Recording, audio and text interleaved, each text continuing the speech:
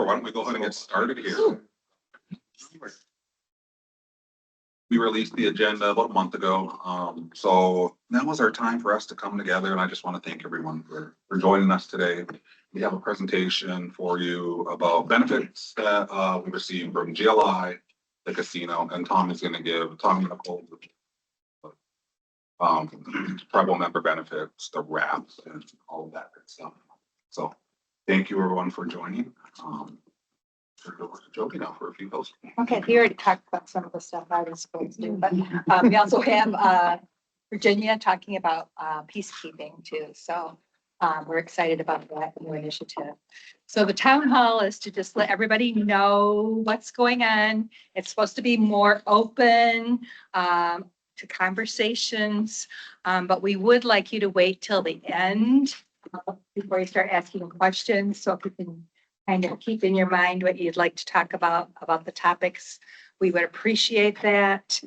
Well, anything that you have that isn't being talked about tonight, we're going to keep in, as we've learned in elders now, the parking lot, so that it'll be a future topic for town hall in the future. So welcome everybody, and we're turning the floor over to Tommy and Nicole. I don't know which one. Okay, so I'm gonna start with an overview of the allocation plan and the review process. And then we'll hear from Tommy for TMB programs and opportunities and general welfare updates. So the allocation plan, revenue allocation plan is written in a way where we have certain things that we have to do before we can provide per capita payments. So one of the required obligations is that our gaming revenues need to be used for paying debt and financial obligations, covering other costs, maintaining reserves.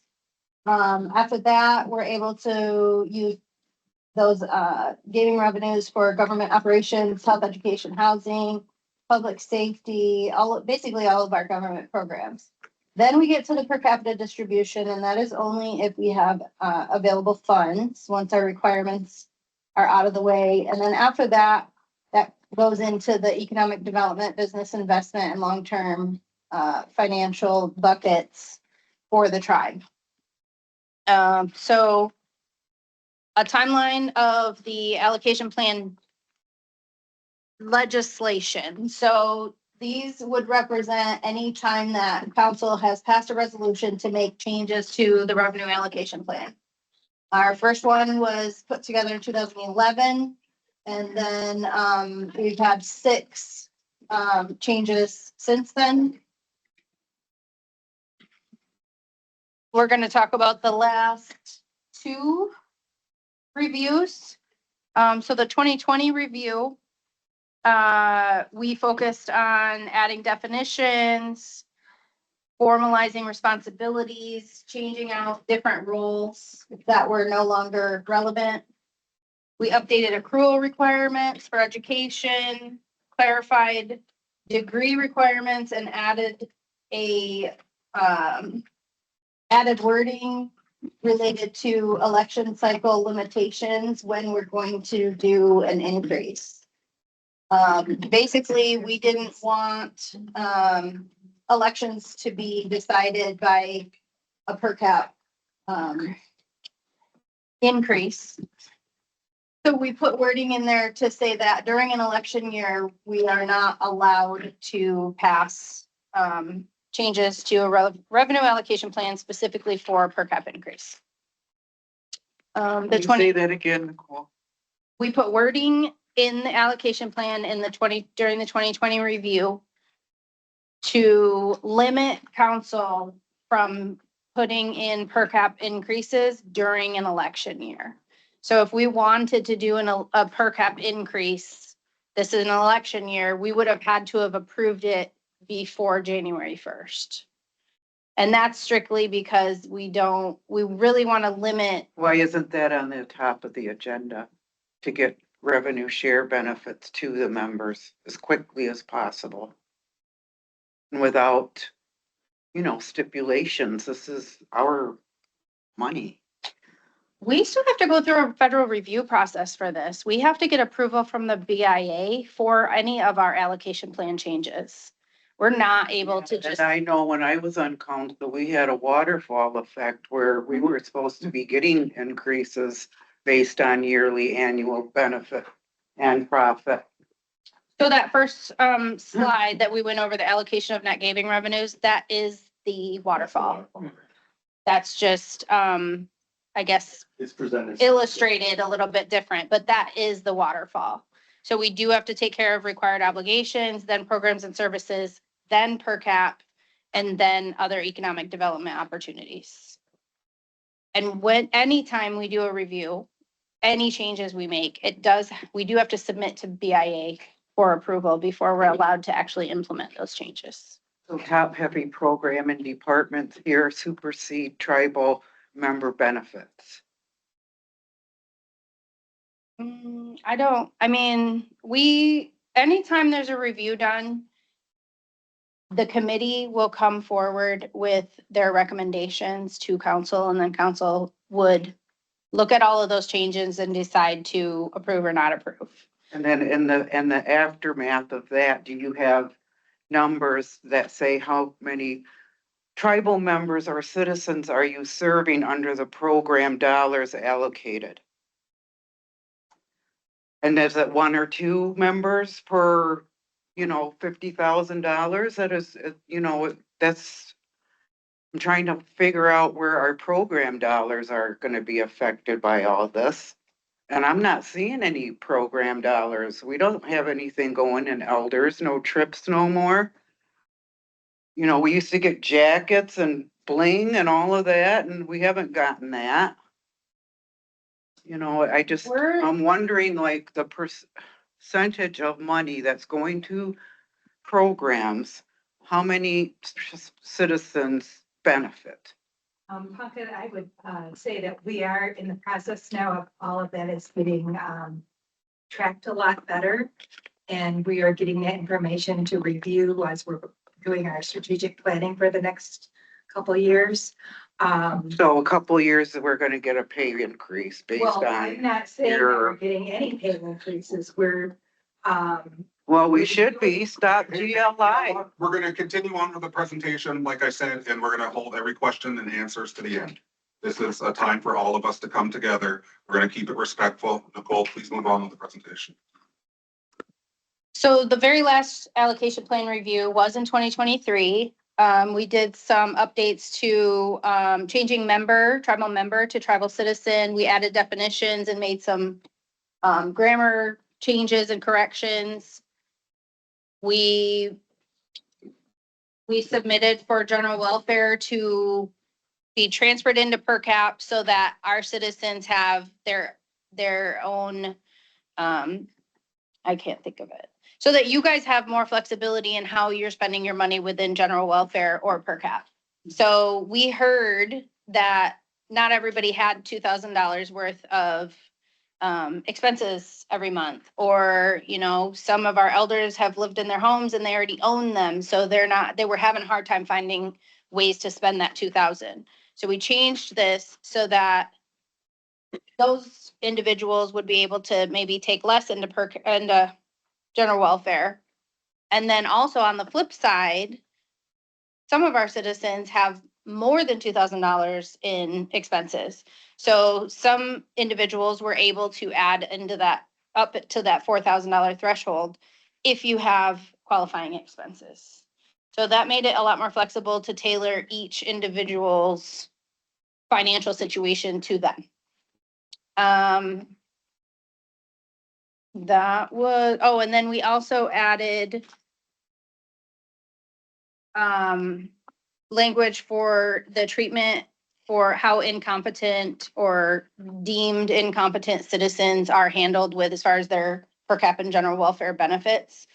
And then we added a calculation and a trust schedule. So more refining, I'd say, as we go along, we learn more things that maybe work or don't work for our citizens. And we do try to make the changes that we know are directly impacting people.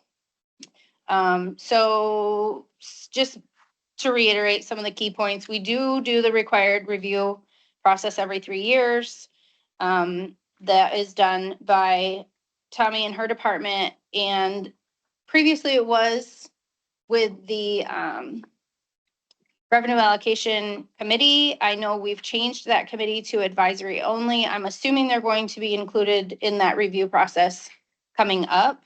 And then that recommendation will come to council, will approve, make changes, whatever happens. And then that will be sent to BIA for their review. And we just want to make sure everybody knows that reviews do not always result in significant changes, and they do not automatically increase per capita payments. We're required to do a review. We are not required to make significant changes, and that's what we've been doing since 2011.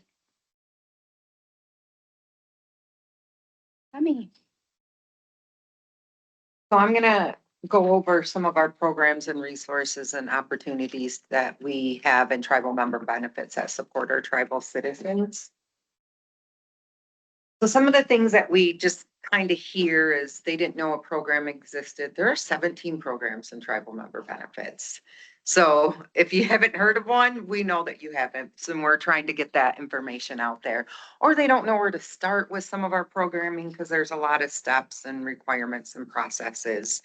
And we're hearing all that, and hopefully as you'll see at the end of my presentation that we're listening. Slide. So I don't know if you guys been seeing in your tribal Tribune, these did you know segments, and we just thought we'd throw one in here to let you know that certain conservation incentive program purchases may also qualify for eligible general welfare support. So I think you've always said you can't use two programs at the same time. This is one that you can. So if you go and buy an Energy Star appliance, you can turn it into environmental for your CIP rebate. And then if they don't pay for 100% of the purchase, you can, if you have general welfare funds available, also get a reimbursement for the remaining funds. So just something we wanted to throw out there. And the last two that we had in the Tribune was about FSA funds could be used for Medicare expenses. Medicare Part B premiums and Part D premiums, you can get reimbursements for those as well. And exigent circumstances. So I think we've all seen the harsh winter and the spring that just gave us rain like crazy. Sometimes if you're displaced out of your home or something major happens, if you have general welfare funds available, you can use those for things that you can't normally use them for. So if you're displaced and you don't have a toothbrush, go buy a toothbrush, go buy some clothes, go buy some Meeks. We don't want you walking around without those, but you can just reach out to us and we'll help you through that. We just had a citizen who went through an apartment fire and we got them into a hotel and got them what they needed. And those are the times that we always want to be here to help you guys, but make sure you reach out to us for those. Some of the underutilized programs that we see are our home improvement or principal pay down option. I think more people know about the home improvement, but every 5 years you might not want or need to make any improvements to your home. In lieu of that, you can pay down your principal. So you can use those home improvement funds for that as well. It's still the same process. You go through the application and we send in the money to whoever you have your mortgage with and you can pay your principal down with that. We think that's a great program too. We're seeing an increase in that more and more, but I still don't think I think they think it's an or. Or an and. No, I said that wrong. You can use one or the other. And then our IDA program, I think this is one of the best programs that we have. I wish it was around when I was a kid. We have seen an increase, but I do think that there are still some youth that just don't know, or they think they have to live here to use the program. Any of our youth can do it. A lot of what we do can be done virtually. Our most recent Tribune just had a testimonial and a cute little picture of Jessica Heiss with what she did with her IDA money, but our youth can use it. It's a match program and they can use it to buy a car or education stuff. We see a lot of our freshmen going into college and using it to buy all the cute stuff to decorate their dorm with. And if they want to start a business. So it's a great program. If you have any middle school and high schoolers in your family who are not using it, please put them in contact with Cerise. Estate planning services, we have that is through our office as well. We coordinate that mostly. We personally don't do the estate planning, but we will coordinate with you and help you get that taken care of. And it's actually in our annual action plan this year to kind of increase some interest, not just in estate planning, but more life and legacy things such as, it's not always just a will either. You might have to, what's the word I'm thinking, advance directives or powers of attorney. So we're trying to get some more information out there to our citizens. We also have a water and sewer sanitation program that's actually through IHS dollars. So if any citizen is looking to build a home, you can use this program for your sewer and sanitation and well, septic, all of those things. It's a great program. And the money is there, just people aren't using it. We actually just met with IHS about this about a week ago. So we really want to get the word out. If anyone's getting ready to buy a home. Oh, yes. On that note with the water and sewer sanitation program, unless it's changed, you can utilize it one time. Is that correct? Just once, Right. once a lifetime. Right, Yeah. once a And lifetime. before this year, I'm so glad we met with them last week. You could use it in an existing home. If say your well and septic were failing, IHS has changed it. It is only for new builds, Oh, is it Mhm. really? which is kind of a bummer because I feel like if you have the money to build a new home, you probably have the money to pay for this stuff, but usually in an existing home, something like that happens. I mean, you're talking tens of thousands of dollars sometimes, depending on how far they have to drill.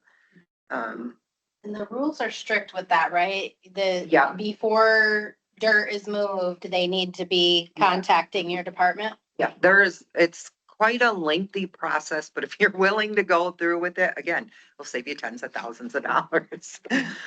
And then home buyer education. I know people know that we have this. We offer it a couple times a year. But we have seen people not using it and then still trying to use the down payment assistance program. So we just need to get people, it's good for 3 years, you guys. So if you're even thinking about, I'm not ready yet, but I might be in a couple years, come to one of our classes.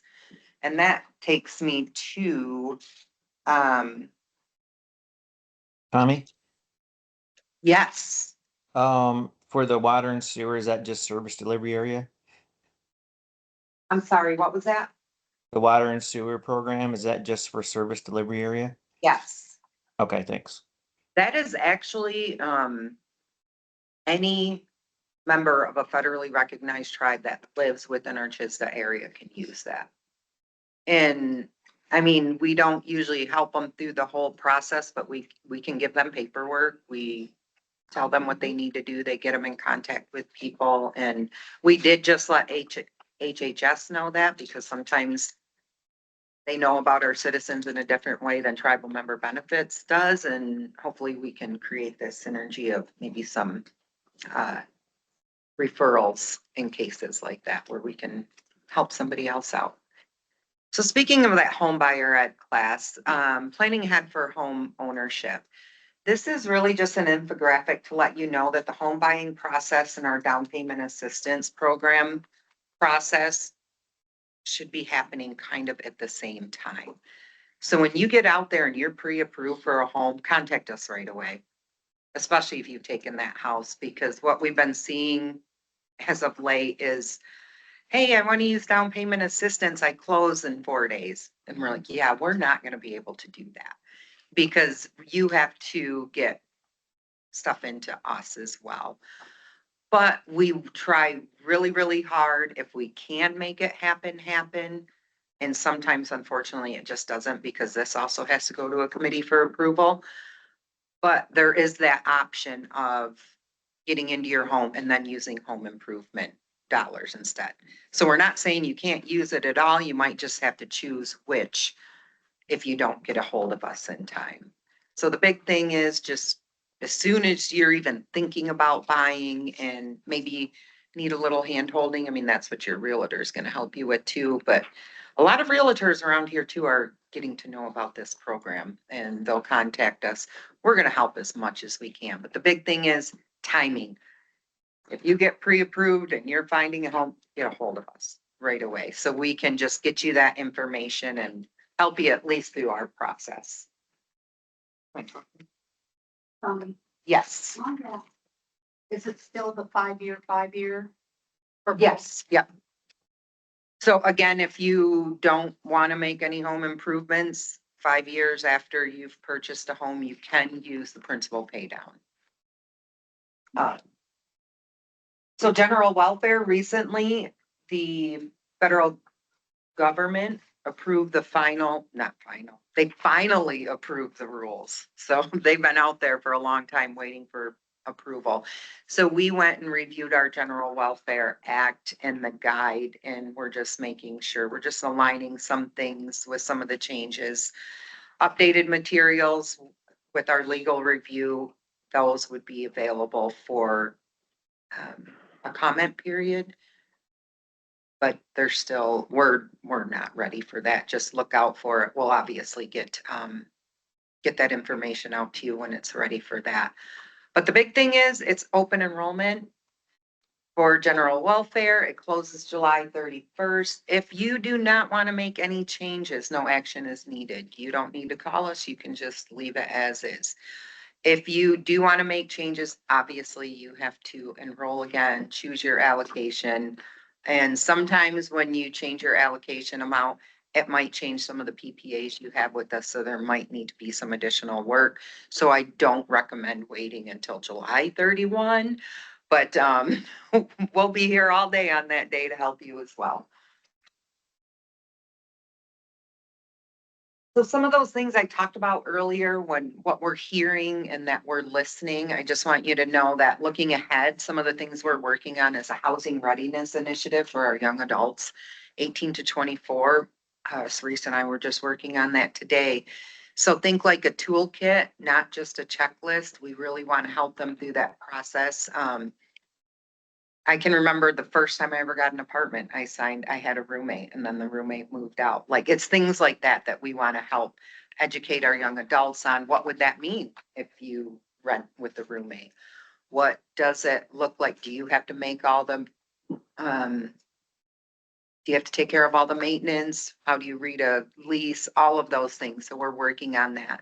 And we're redesigning our financial literacy workshops tailored to life stages. So we want to get to some of our children younger, but also get those 25-year-olds too, who all of a sudden have what we call the super check and help them, but also later in life too. Elders, things change there as well. So we're going to just redesign that, and that life and legacy planning that we talked about. There'll be some workshops coming up. And we're going to continue the Did You Know outreach. So hopefully you guys are learning some things from that. And we want to improve our onboarding for these life stages and our resources. We want to make them easier for citizens to navigate and find information. Again, we're always here to help, but we really want to make sure that information is right at your fingertips and hopefully you can find it quickly. So those are some of the things that you're going to notice coming out of TMB.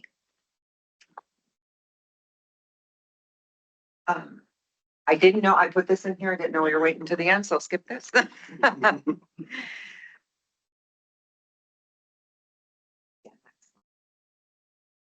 Oh, it's on, yeah.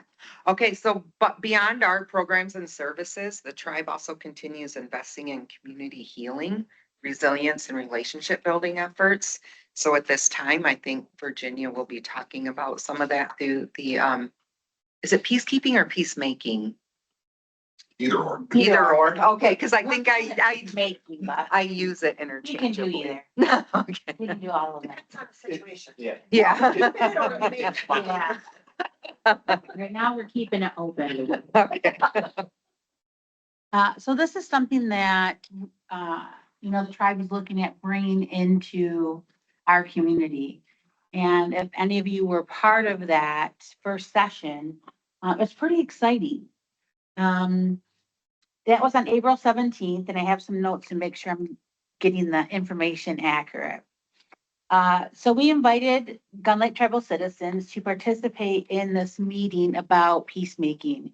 And people were asking questions, and we thought what better way to answer the questions than to have peacemakers here actually teaching and talking about it, some experts here.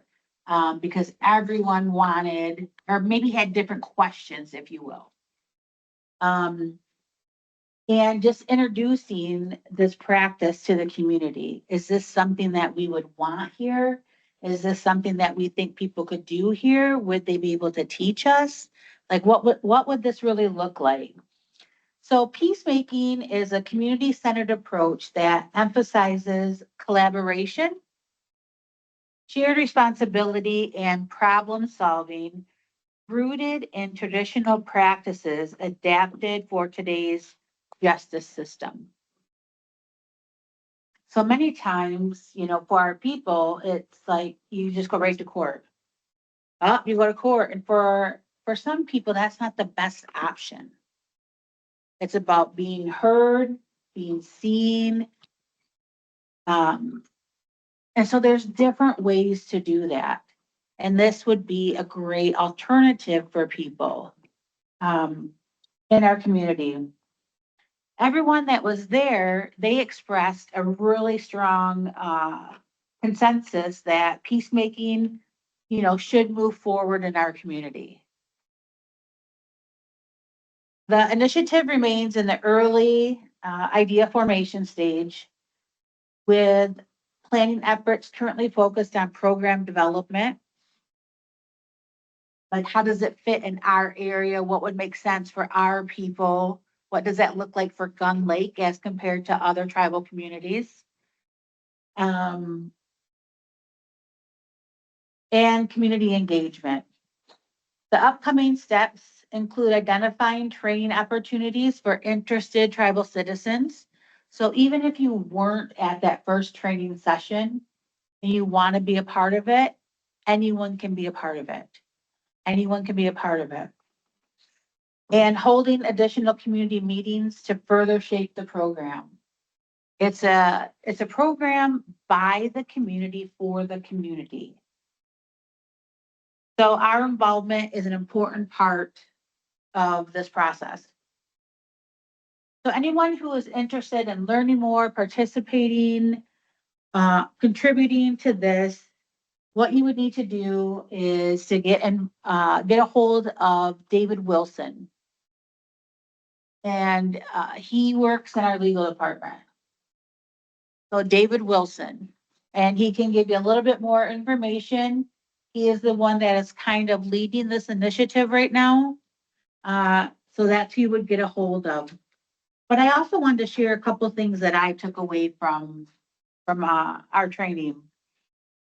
So some things that I learned from the time spent with our trainers is we have to hold on to who we are. We have to connect with each other like we did when we had nothing. We have to want to be connected on an everyday basis, not just when there's a problem or something else. We have to want to be connected to our community.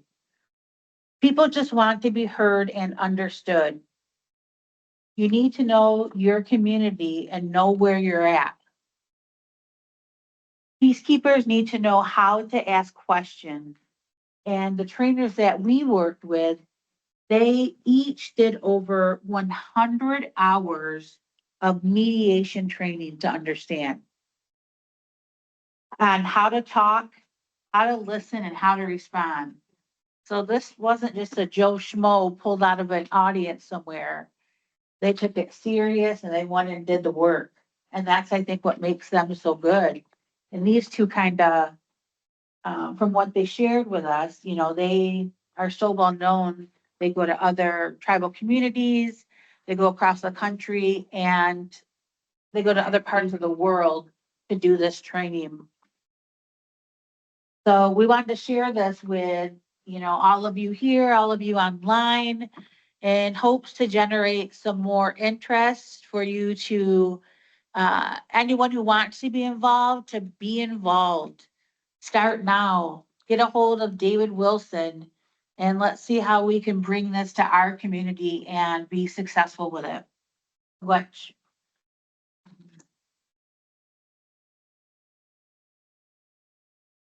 Brian next. Yeah, we'll jump over to Brian. He's gonna discuss the discounts that are offered at. Yeah, we just wanted, oh, sorry, Chairman.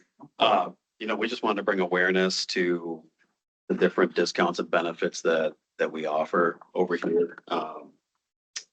Again, like Casino Resort at the Noonday Campus, I know a lot of you take advantage of that, but for those who don't, just want to start on the resort side. For the hotel, we do get a 50% off discount Monday through Thursday. And then on the weekends, Friday, Saturday, Sunday, it's 25% off. To take advantage of that discount, because I get a lot of phone calls on how do you utilize this, you do have to contact guest services directly. Their team has been great though, as far as letting them know you're a citizen. They will let you know the rate. I do encourage you to, if you know you have a room coming up, to call ahead, because with the dynamic pricing, the price does increase as those rooms become, as the property becomes more and more booked. So if you know you need a room a couple months from now, call over there. You'll get a better rate, because again, as it gets closer, that rate is going to go up. Discount, but beautiful property. I know, I'm sure most of you know that we just received our AAA 4-diamond status, which was really exciting. I think there's only 18 hotels in the state that have that standard. So that's a really big deal for us, and we're really proud of the team over there. Throughout the property, the spa, the Oasis, the gift shop, they all receive 25% off, and the restaurants. That you do have to actually show your physical card, your tribal ID card. So make sure that you have that with you. And then there's also a Gun Lake Tribal Family discount, which is 15%. So if you're booking for friends and family, you get a rate as well. With the Noonday Campus, Which Hot Now, Sweetgrass, those are all 15% off. You do have to show your tribal ID over there as well. And then, be sure you're taking advantage of the gas discount, which hopefully anyone passing Noonday is, because as we all know, gas is high. That's just over 52 cents off a gallon. And then for those who purchase cigarettes, that's $2 off per pack. And then other tobacco products, those are exempt from sales and state tax. So those are the big ones. But I'm really passionate about the resort and just being able to bring our citizens together. I love when I go over there and I see big groups at the buffet or CBK or wherever that might be. If it's in the spa too, I haven't used it yet, but I've heard great things about it. It's beautiful down there. So, but would encourage you to stay over there when you can. I mean, it's a beautiful resort, and answer any questions at the end of the presentation, but just want to make sure everybody's aware. And I did ask our communications department, they're going to post all these discounts on the citizen login on the website. So there's no slides or anything today, but all that information will be there if you log in. You'll be able to access that. can I share another little update real quick? Yeah. Was there anything else that we had, Chairman? Okay. I know I get asked a lot, like, well, what else do you guys do? What do you guys do? Do you just go to meetings? And yeah, we go to a lot of meetings. That's for sure. And I just want to share real quick one that we all went to recently, to just kind of understand about government affairs and how important that is. So government affairs isn't just important between us here. It's also important when we meet with like our sister tribes. So we met with the Three Fires Joint Council, so with our sister tribes, right? With Nottawasepi and Pokagon. And I'll just kind of share real quick, like what an agenda like that might look like. Cause it's not like we're going down and having a donut and a cup of coffee and we're like, hey, how are ya? And we're driving back. We kind of talked about, at Western, the tribal governance certificate. That's a big deal that was put together. And how are we gonna still have people from each of our tribe teach this? How are we going to still have our citizens go to this and graduate from this? How successful it is. We talked about law enforcement updates, Parity for Tribal Law Enforcement Act, the Michigan House Law Enforcement Caucus. We talked about the tuition waiver, compact negotiation options, Department of Native American Affairs. We talked about third grade reading discussion, and I'll share a statistic on that in just a moment.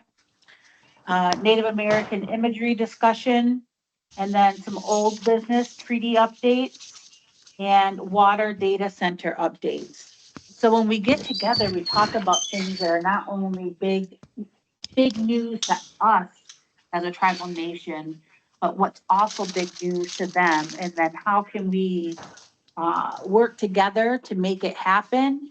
Or how do we support one another? Or maybe if that's not our stance, what can we still do to not create maybe a barrier for them? So that's our government affairs also. It's not just here. It's also how we, work together with them, or at least not working against them. Does that make sense? I just wanted to share a little bit of that, but hopefully I still have my statistic on reading. I just found this crazy. And this was shared in that meeting. So from the Heritage Fund.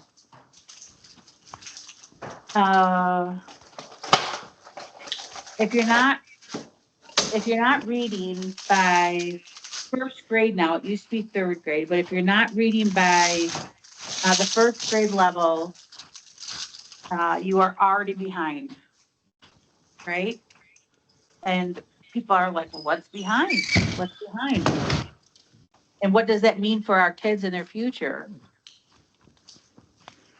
Well, if you're not reading now by the third grade level, if you're not reading at your level by the third grade now, 70% will end up having an encounter with the police.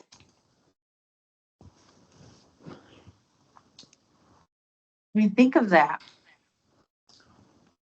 I was blown away. And Michigan is 44th in reading. 44th. So when we hear stuff like that, when we're together, we're definitely impacted by that. So when we have, someone on council like Jody, who that is her background, and she's on those committees, we have to put our energy there. And people may not always see it in the forefront, but those are also the things that we work on in the background. So I just wanted to put a little bit out there before we have questions. All right, thank you for the presentations, everyone. We're gonna open the floor now for some answers.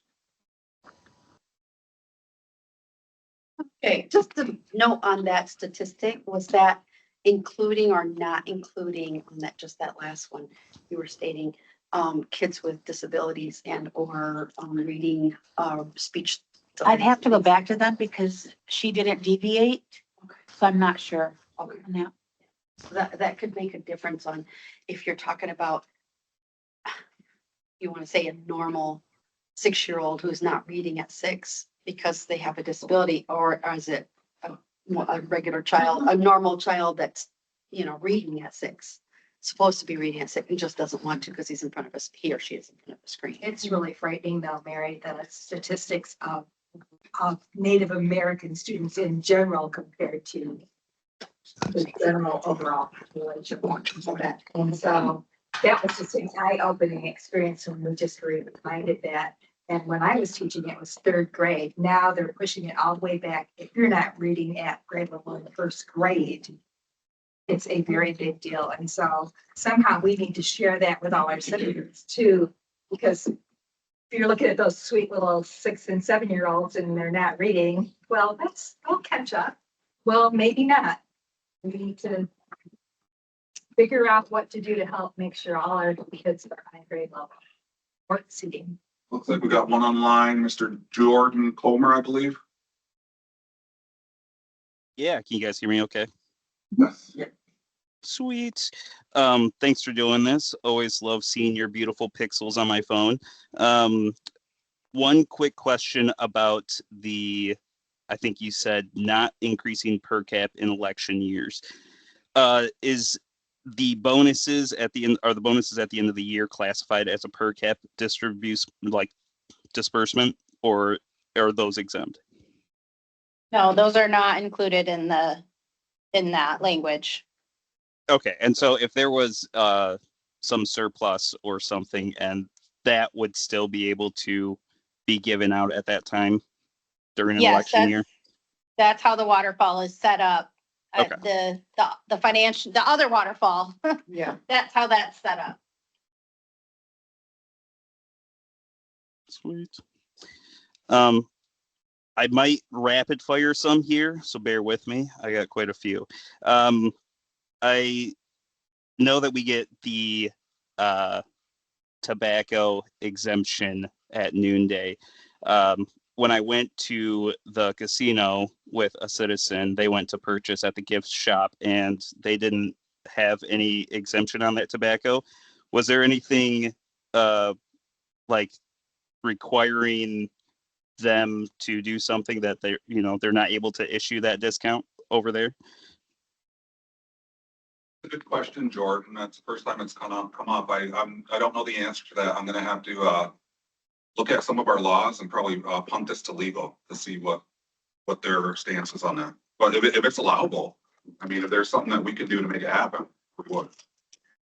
I think, generally speaking, the majority of the tobacco sales have been through that store, and with the way that the tax agreement works with the state, I think we had to designate a location. So maybe it's just as simple as adding an additional location, but we'll have to research that a little bit more, but that's what sticks out in my head. And this is, by the way. Cool, thanks. To the discounts at the casino, was there a mention of discounts on event tickets? I don't think, Jordan, this is Brian. I don't think there has been yet. There's been a lot of filing of different events and just how many ticketed events and how many seats we can get into each show. But I think it would depend on the type of show and how many seats are available. But no, we haven't really discussed that yet, just because of the newness of it. Maybe a pre-sale? Yeah, I mean, and that was, I Not think, a you know, I discount, remember but I we did that. pre-sale. did that, I think, for the first event. Yeah. Where we gave early access, it was still at cost or at the normal pricing, but the pre-sale of if you wanted to get in, at least we could sell to citizens first. And that's something we could explore again. Absolutely. Well, you definitely got to get some people in the seats, so it would be a big favor for me to be able to go see that. That guys dressing up as girls drag show. I was like, this is good time. So, All right. Just one more, sorry. I haven't seen anything about an annual report from the casino. Did I miss that communication, or are they still planning on issue that at some point? No, they're gonna issue that. I believe they're working on that right now. I was just talking to them weeks ago. Awesome. Thank you. Angie. In regards to the final rules for the GWE exclusion, is council gonna look at possibly changing the amount allowed in the RAP where citizens could opt in to maximize their tax benefit there?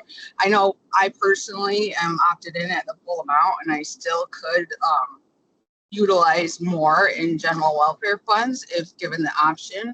And I know that is part of the RAP. And also to build on that, is TMB going to look at policies and updating, possibly revisions to like the grocery reimbursement amount? Right now, I know it's at $500. I personally spend $500 in groceries probably a week. And I think a family of, if you went by family size, they probably could have a larger need there. And I just, things like that, I think would be worth exploring. This is Ed again. I'll take the first part. We are actually working with TMB and legal. I know I spent quite a bit of time researching what we have now and how we can expand it with, make it more in conjunction with the final rules to give us more flexibility and ease of use throughout the programs. So that part is being explored, and then from there, Tommy and her department will take it to legal and back to council, and we are all looking at that. Well, to follow up on that, Ed, the amount in the RAP is limited to 50% of the amount in per cap, which I'm wondering if that amount could be looked at where citizens could opt in for a higher amount and less in their per cap amount. I think that you could, based on my interpretation of the final rules, so. Yeah. Well, that's they a council really- decision. It's an ordinance I change, know, but I not. mean, Yeah. we would have to change our ordinance, but based on the final rules, we could do a lot more with this. Refer to the tribes to Yeah. make their own rules and definitions for lavish and extravagant. So I guess the short answer is, yes, that's part of the process, and A change in that 50% though would be that would, a change with the In the RAP. Yeah. And we are starting a review process.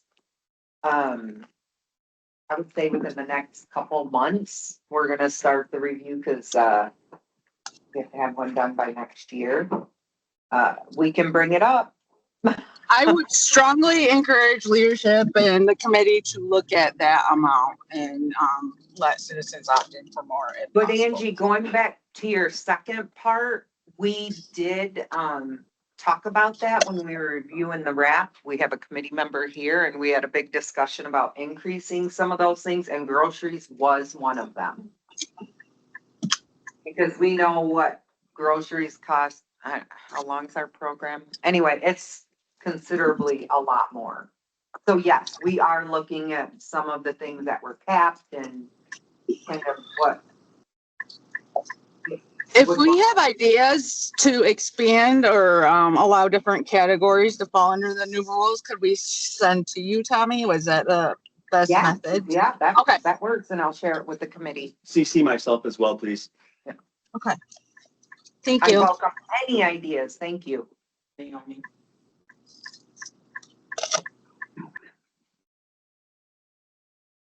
Naomi? Yes. I apologize for the poor reception. I live in the Wi-Fi desert. I really appreciated hearing that you're going to put a section on the at the resort and who to talk to get that sort of thing. Naomi, we can't hear you with Would you the. please also consider putting something like on all your documents? Do you think you could type your stuff in the chat? I heard about this somewhere. I'll call separately from the meeting. Thank you.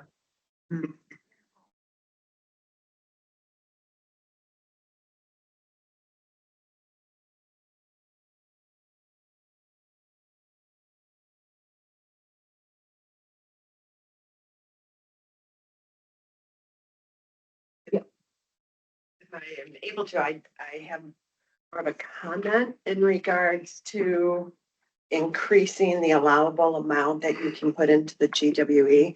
Every person's situation is different, and younger families could really use the tax benefit. But when it comes time to purchasing a car or purchasing a home, the more money they have put into GWE, the less money they have as considered as income. So that can hurt them as well as help them. We do try to write our verification of incomes in a way that says this is your allowable benefit per month. We don't say by citizen what they're allocating to what, Mhm. but then it is up to a lender to probably ask for more documentation on They what will it's need to what. turn in their Yeah. tax statements, which would show their taxable income. Okay, And there are a number of growing financial institutions that are taking non-taxable income into effect. Like the last one that I utilized for a transaction, they took my non-taxable income at 1.25%. Or 1.25% for your actual thing and applied that to my overall thing. So Mhm. there's a growing understanding of how this works. Okay. And the other thing is in regards to the educational piece. I know I shouldn't say I know. My understanding is that when you bring on your interns and you do your orientation, do you guys share with your interns that are younger than 18 what their financial benefits are when they turn 18? We don't. What TMB was involved with the summer interns prior to this year, where we would just do the financial literacy that we do with, through the IDA program.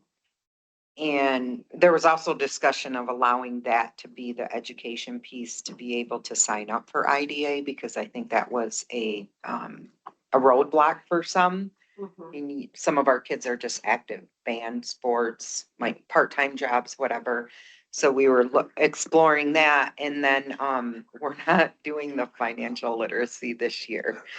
But that doesn't mean that we're not gonna hunt down our summer interns and still try and get them in to see us. Well, the reason I ask is I think parents should have the final say as to when their children. Oh, I know what you're asking. No, we don't tell them this is what you're gonna age into.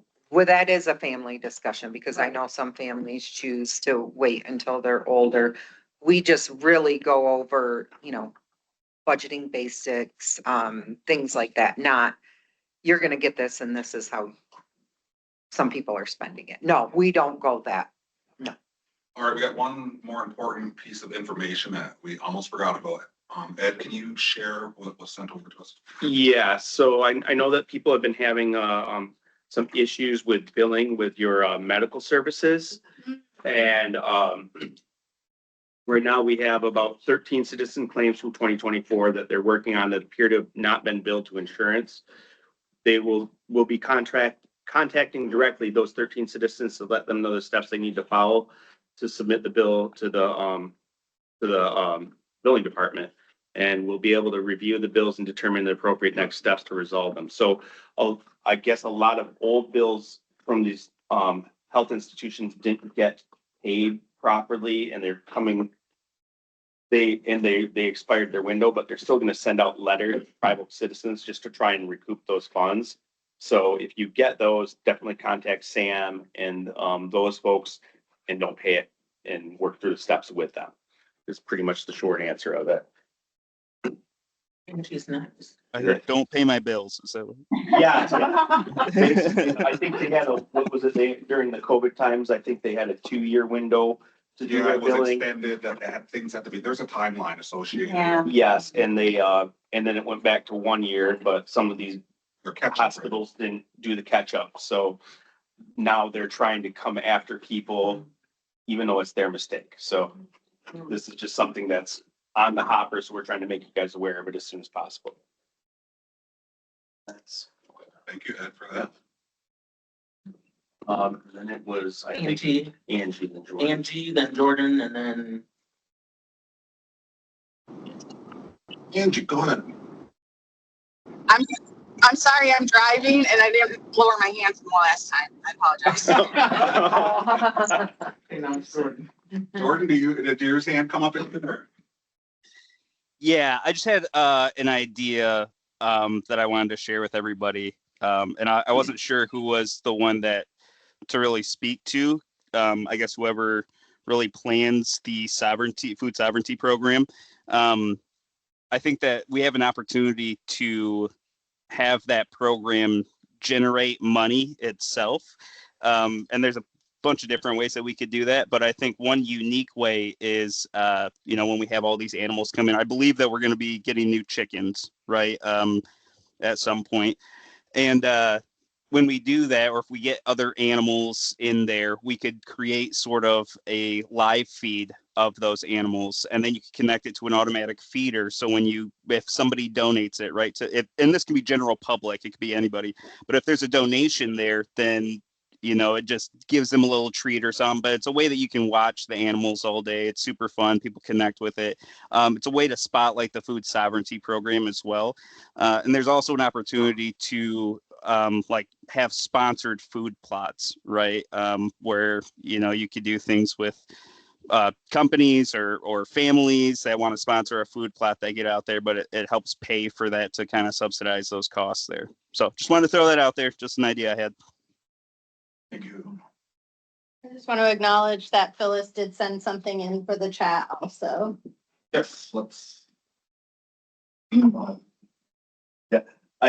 Phyllis says, looking for opportunities to increase GWE expenses would be beneficial given the cost of living and the increase in prices for vehicles, car insurance, along with the utilities. Just general daily living expenses have sharply increased. Our economic outlook is so uncertain. Please consider where we could optimize our benefits. Thank you, Phyllis. And that's actually kind of what Tommy and I were speaking to, is like looking to maximize the GWE funds now that the final rules have been published. So that is something that is actively on the hopper. More deference has been given to tribes to create their program and quote unquote rules, if you will. Because what might be one way for one tribe could look completely different from another tribe. And before the rules were finalized, I think everybody was following very closely to IRS guidelines because we wanted to make sure that we were using the program correctly. And we're still going to make sure we're using the program correctly. But now there's room for looking at things more. So that's what we're going to be doing. Yeah, we were always looking to be able to expand once those rules were finalized rather than have to contract. Yeah. How long were we waiting for the rules? Good 10. Since 2014. Yeah. So I got a question. Just going back on the per cap, how long does the review take? The review itself, it depends on what we're doing. Like when we were doing the general welfare, changing it so you have your just one monthly benefit and then you allocate what you want into general welfare, that took a long time. Like 3-5 years? No, like no, 6 no, months, 9 like months. months. So I was just wondering. Sorry. We're gonna end up on that fourth No. year that we're, No. gonna be having to vote again. What we really don't have control over though is how long it takes the BIA to Yep. approve it. Okay. So Because once council approves it, it gets sent in and even that one, the last one we did, they had one question. So then it takes you can answer it right away, but then how long does it take them to see your answer? Put it back on. It's taken a few months before, it's been done within a month, but the thing is they don't have to answer us at all. Yeah. Like, we're just kind of waiting, but it hasn't been too long for all of them. Yeah. Now, going back, when were you elected, Virginia? Well, 4 years ago. This is your year. There's one's no longer here, but you also said that you would vote no at that membership meeting, that you would vote no for any type of per cap increases. Are you still feeling that way?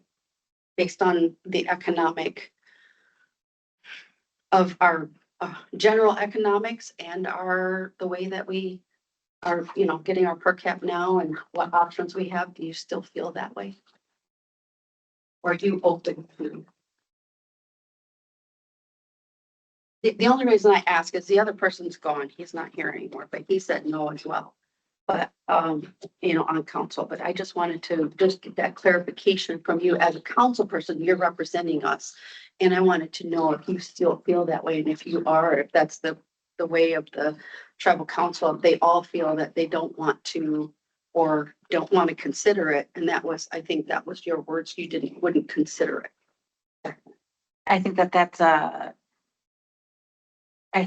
loaded question, Mary. I think that now that I'm on council and understanding it differently, it's not a simple yes or no. It's not a simple yes or no question, because, you know, when you're elected, you're elected for the people to represent the people, which also gives you the biggest thing, your biggest responsibility is to care for the people, which means you have a fiduciary responsibility. So it's not just about caring from, you know, from a love place. You're also caring from a monetary place to make sure that the money's being spent in the best place for the people, for everyone, which includes not only per cap, but everything else for today and tomorrow and the future. Right. So you can't just look at per cap and say, we're only paying out, you know, 3 million per, you know, per quarter or whatever. And that, okay, well, we can raise it because it's gonna, you know, rile people up. It's not that simple.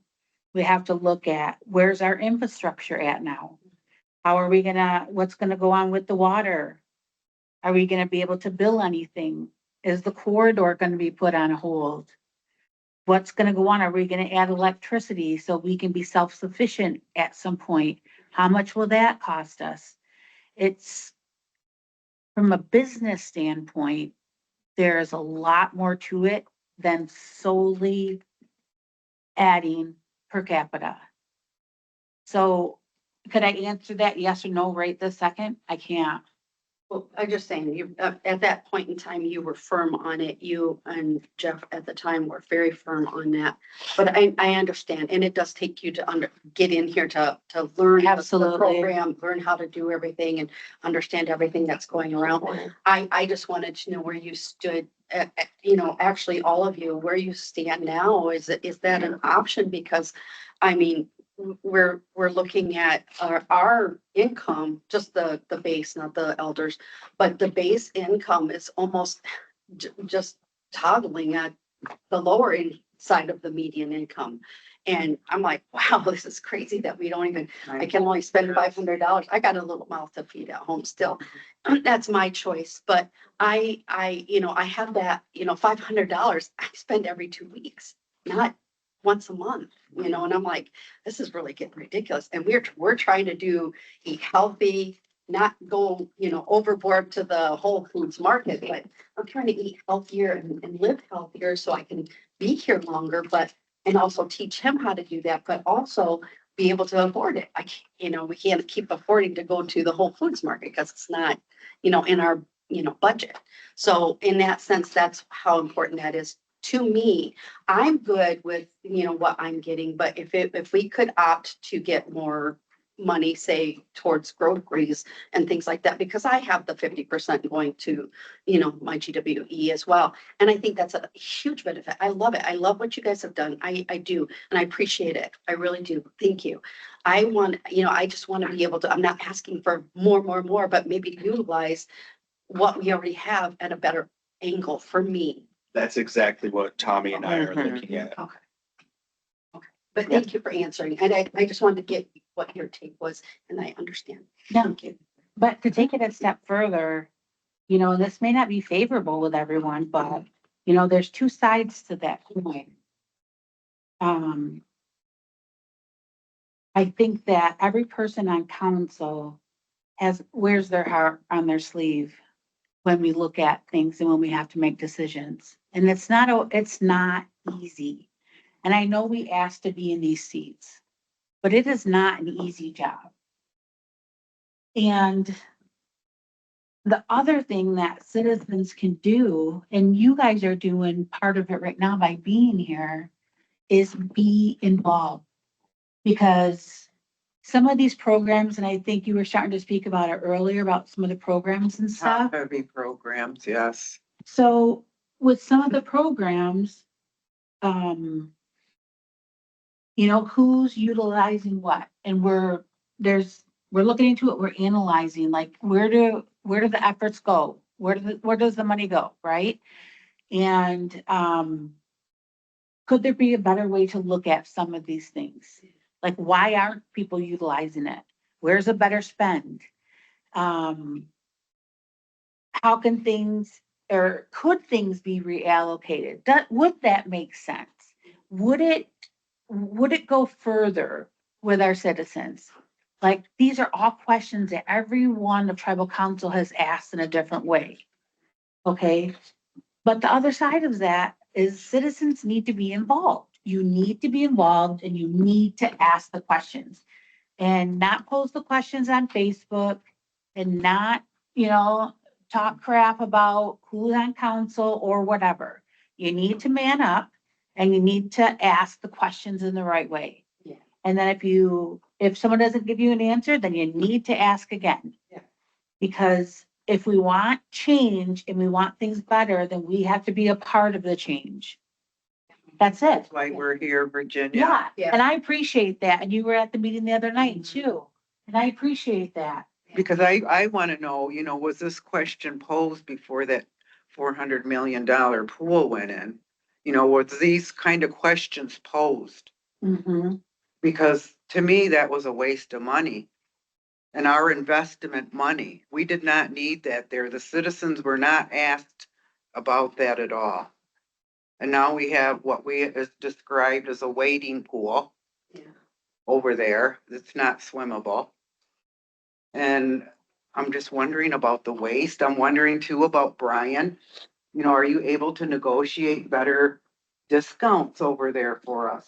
Yeah, we can definitely. You know, I'm looking at a 50% buffet because as an elite member, I'm already getting, what, 30%? And that's more than the tribal rates. Elite shouldn't be getting more discounts than our tribal members. Yeah, I mean, that's definitely something we can look into. And then, if we could have like a 15-minute window before the elites go and get, their gift. You know, we know to get there 15 minutes before noon.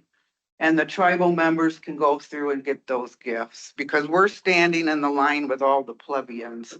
And I'm an owner of this place. I should be able to walk right in there and get my elite gift without wading through a sea of people. You know, my customers at that, my clients or whatever we call these people in here. You know, our base customer clients. You know, am I considered a base client in there? Or am I a tribal citizen that owns this place? You We're know, not asking for anything free. We're just No. asking for a nice better, discount. a better deal, you know? Yeah. Weekends should be made available to tribal citizens. We have weddings, we have birthday parties happening on that's when our families come in. It's on the weekend. Yeah. And we're being denied access on weekends or only offered, what, 25%? You know, and I understand those are big weekends or when you want your customers in there too, but you know, darn it, we own that building and we should have a right to it. And I think council needs to address this, get us up in those top floors where we belong. You guys should have offices up there overlooking this place that you've built, that has to be managed. Somebody else is sitting up there getting that access, that feeling of power, when it should be us up on those top floors. You know, that's where we need to be. We need to set ourselves up there. We're the owners here. We're not no basic Johns off the street. Well, I did want to address that since she's got the casino on here. I did want to address that and I talked with management.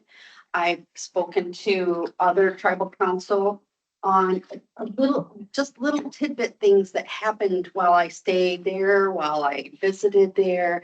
And it was just like, I walked in with food into the Oasis because Zario doesn't like the pizza in the Oasis. He likes the pizza at the Grab and Go. And before we were able to bring it in, I got like guarded, at the door. You can't come here. Yeah, there's- Like, excuse me? I'm like, I've done this before, like plenty of times, and I've never been told. So my issue is not the pizza. It is across the board. You and her and him and him are not on the same page at the casino. So if I go up to the Oasis and I say, okay, well, I'm a tribal member, well, you need to go over there and purchase a wristband. I get in for free. No, you don't. You gotta go purchase a wristband. Well, I go over there to the front desk and they say, no, you have to purchase that over there. Well, I thought I'd get them for free. What am I doing? Here's my tribal ID card. Nobody's communicating across the board in that facility entirely. So if I go up to, even if I go up to valet or somebody taking out the trash, they should know where things are, what discounts people get, what things are open, when they're open, who you need to talk to. If they need to know hosts, if I need to, I win $10,000 one day, but if I don't, if I could get a host, I would love to get a host, but I don't know, who's the host? Who are Yeah, they? I don't have a host. Yeah. An elite member. I'd never seen a host. So these. One's things never are not came to being- say, hey, pumpkin, how are you? Could I get you a drink tonight? Yeah, nobody's. I don't drink, but Communicating across the board when it comes to, what the Offer me a rules Coke are. or something. I went into the Oasis finally after talking to somebody, and then I don't know who was his name, Ju or B or whoever the management person is over there. You guys know? Lawn maybe. Lon? Yes, Yeah, something, Lon. okay, sorry. That's okay. I have a lot of people in my brain. So I met a lot of people over there and I've heard, somebody said, go talk to this person. That's not my job.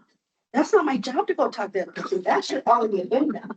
So whatever management is over there, and then the hotel management, I went and talked to the hotel, wherever she is, big shindig over there, the director or whoever of the hotel. She brushed me off like I was like, just nothing. And I said, well, these, the elevators are really dirty. I said, they got the things on there. I said, can you send somebody to clean those? And then the garbage up on, the 15th floor, I stay at my mom's room that she loved to stay in. So I stay in there sometimes. And on that floor, the garbage was, so I asked her to, clean that. She just happened to be the one I walked up onto the second time. And she just brushed me off. She says, yeah, we'll get somebody up there. And it never got changed. It never got changed. And so those types of things, if it comes from her and she's feeding it down to everybody else, things aren't getting done.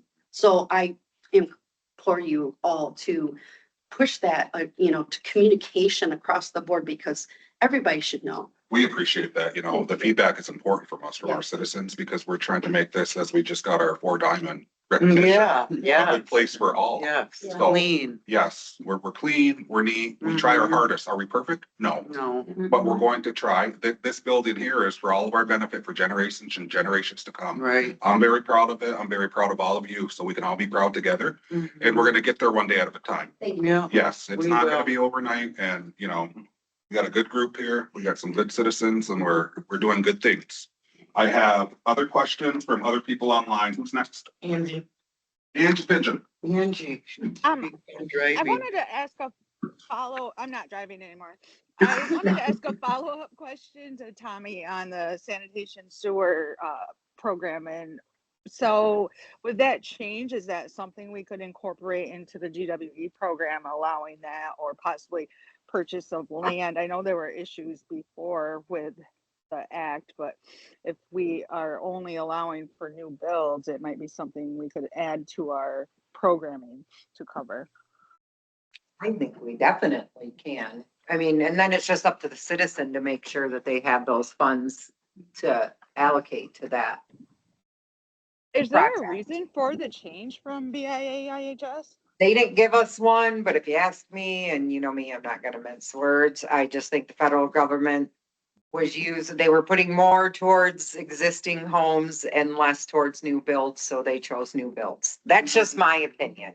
I agree. They hate admitting that program when I was Mhm. in TNB, that was an issue as well, Yeah. so. But they didn't give us a reason. They just told us this was the change. Okay, thank you.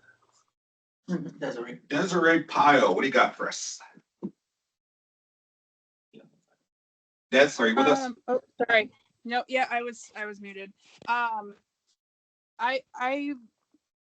glad things kind of calmed down a tiny bit. I was getting a little defensive for a minute, but I just also wanted to share some of the programs that that not everybody sees as our health insurance. Not everybody thinks about that, especially if they are healthy or they don't have, you know, something that's reoccurring. Like, I mean, I will just personally share because I know that's not something that, you know, HHS can do, but I'm out on the marketplace with insurance because of the hemoglobin blood issues that I have and the monthly medications that I'm on. Like, I cannot even imagine the bills that come in for someone who might be battling cancer or you know, other um, um, organ issues or things like that. Like, I know that those bills are astronomical and that it comes straight out of that first bucket for all of us. And so as much as I would love to be able to, you know, dip into some more per cap or something if that were ever to happen, I also think about how many youth we have coming up. And if we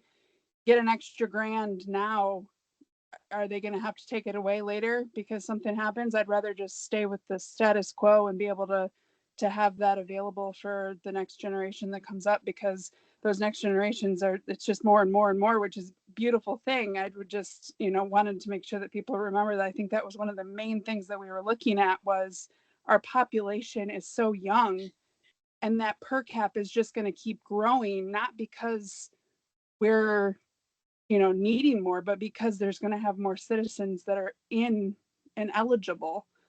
So, you know, just reminding people of that. It's not necessarily that they don't want to give it to us, but they are making a responsible long-term decision versus, you know, just giving us what we think we want right now and not thinking about those kids that are coming up in the next 10 years, you know, minimum 10 years. So, but I'm just very, very, very thankful for the fact that my stupid expensive medication that is doing wonderful things for my platelets and, you know, helping me be healthy, you know, is things that are covered by that first bucket that everything gets taken out of. So that was all. Thank you so much. Yes, I would really like to tell you, McWetch, for saying that, because our cost for insurance for our citizens has gone up tremendously.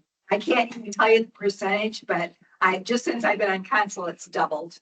And so we might not be seeing that money come into our pockets, but we are getting benefits that maybe aren't as tangible to some people, but a lot of us need that health care.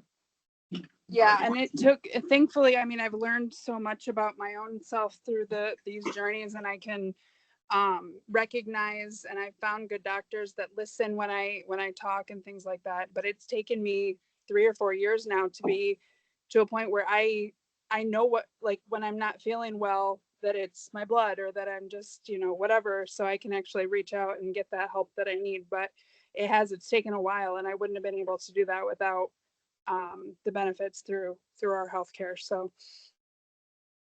All right, McGuetch, for them comments there. I want to keep sitting through the list of questions. I believe Jordan, is it Jordan Comer next? And then after Jordan, we have Jeff Martin. We have someone right here too. Yes. And then I got Brandon after Jeff. So let's go with Jordan. Then we'll get Jeff, and then you're after that, Brandon. I have a financial question. I was looking at the town hall for the finance and audit town hall and looking through some of those numbers. I was wondering if you guys could just speak to, it looks like expenses increased by about 20%. going from 250 to about 300 million. And I was wondering if you guys could just sort of detail the large expenses that those went. It looks like general government went up significantly, about 8 million. Yeah, a lot of them expenses come with, the addition, Jordan. There's gonna be more employees, more upkeep, and that's where you're seeing the rise. We're working on that now. We have a strategy to make sure that the expenses come down. We're right sizing the operation as we speak. So in the coming months, you're gonna see those drop a little bit. We're on it and we're watching the EBITDA numbers closely too. Also, is that sorry, was that including the casino expenses? Because that's, I guess, where I got the most confused. Because I thought that it was just government expenses. Government expenses did go up also. Unfortunately, the same that all of us individually are feeling the economy, we're also feeling it as an organization. Additionally, we've had younger kids aging into per cap and general welfare. That automatically raises expenses. That they're also aging into their own healthcare. They're aging into a lot of programs that are already in place and that they're very much entitled to, and that automatically changes those expenses. So it's a combination. It's Okay. the economy, it's age, members aging into stuff. We also have a bunch of baby elders aging into elderhood, and that changes things. And that's not within our control. That Totally part, understand. that piece of it. Yeah. Obviously, expenses in general are. And I don't want this to come off as like contentious or anything, but just to note that per cap and GWE were line items in that what was reported, and those actually dropped about 5% year over year. And so we saved about 2 million in both of those. And the general government is kind of what I say. Health and welfare went up about 50%. So that's kind of understandable. It went from 11 million to 17 million, still a number that kind of makes you go, wow, that's kind of a lot. But it was the general government that I was just curious about, because I didn't believe that we had any like assets from that were generated. It's just operating expenses, right? And so You're also gonna see. that's right. I have the biggest question around. Yeah, you're also gonna see, Jordan, too, when we made the switch from people getting per cap into GWE, that changed a lot of those numbers. So And then- I remember Tom said that during that finance town hall, that's why those numbers look like they went down. It was that per cap or general welfare to per cap changeover. And I don't know those details specifically. I don't remember the slide. We can certainly have Tom put together better detail for you. But I remember him specifically saying that was why those looked lower.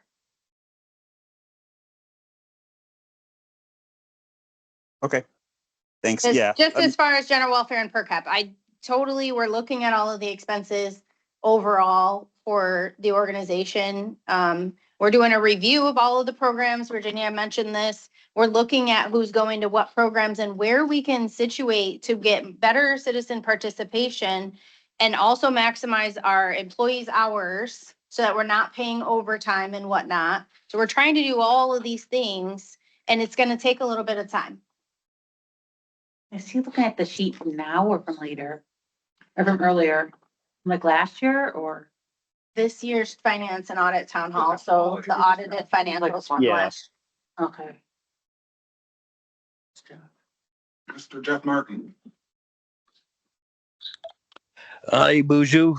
I just got I don't know if it's a question or a comment, but on Brian Decora being adding the Michigan tourist position to his resume. I just want to caution you guys to keep your eyes out on that kind of thing, because I've seen that where that you anticipate it as a good thing that it can help us. I've seen that where that person didn't do anything for the organization where they came from because they didn't want to appear to being playing favorites and all of that. So, you know, if he's helping Indian country in that position, that's good. But if we're getting totally ignored now because he's afraid to speak up for us, because this is where he gets his bread and butter, you know, that's not going to work either. Especially if it's taking time away from his position with us. And I'm saying that because, you know, that service drink station by the reward center, it's been out for probably about a month. I don't know, maybe longer. Now it's even starting to stink. So when you're you know, we're bragging on 4-star. That's not 4-star. It doesn't matter if you have 1 million amenities. If you're only using one of them, you know, all that does is piss people off about none of the other stuff. You know, drink shots at Sand Hill or ice at a drink station. You know, people count on that little stuff. And I'm hearing people bitch about that because it's, you know, I get it, it goes down, but it shouldn't stay down. Begrudge.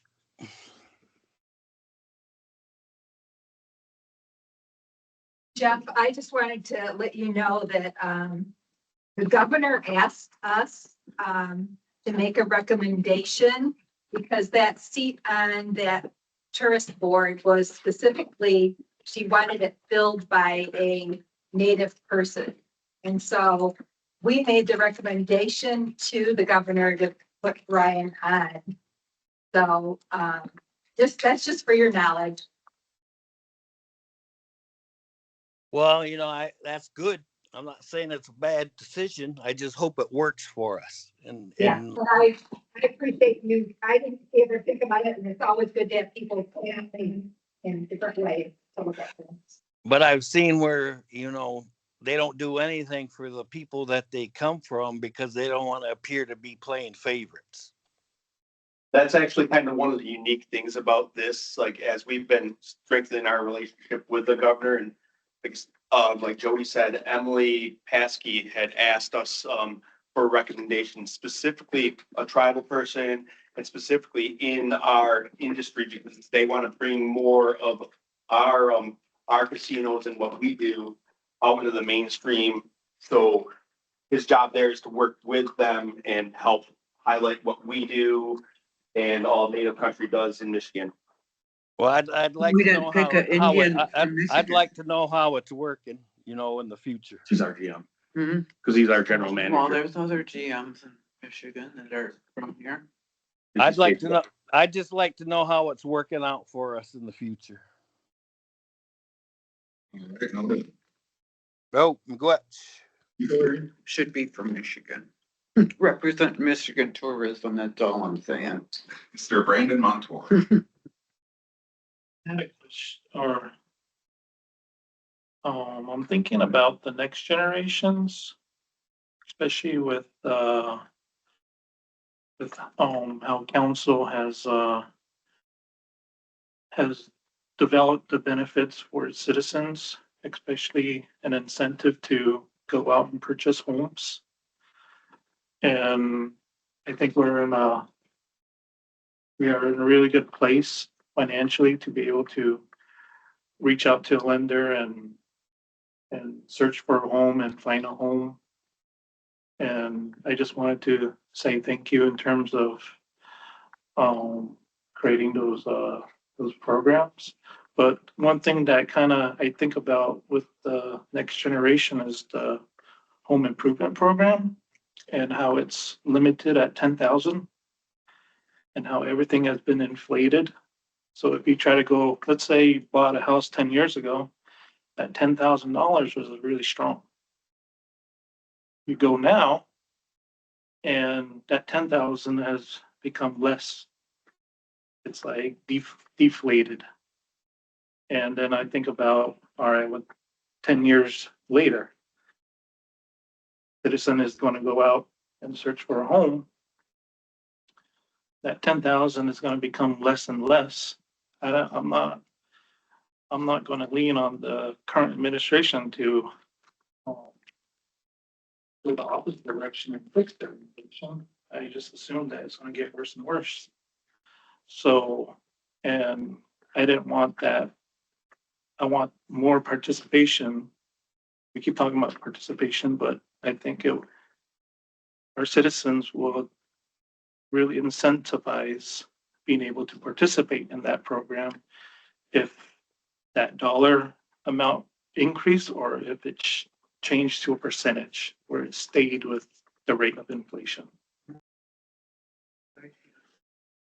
Thank you for that, Brandon. As we said, we're looking at all the programs right now and we're looking to make sure that there's no barriers in place. Cause even for me, sometimes to access a program, I gotta jump through 20 hoops and it's not fun. So as we're doing right now, we're gonna pull all these programs apart. We're gonna look at what's being used, what's not being used and reallocate them dollars. We want to make sure that it's for the benefit of everyone for future generations. Yeah. So we're actively trying. Which, Yes. We got any other questions? Any other online? Any other from in here? yeah, Yeah, I was just wondering, what's your stance on data centers? We've been, sorry, just to come up with I that. think we released did we not? Yeah, we're release something? like a wait and see. We're still learning and wanting to see how it evolves and we don't want to get pulled into other townships or cities with their fights. Cause that's not our fight. So we're just kind of sitting back and waiting. We're not planning one in the backyard right No.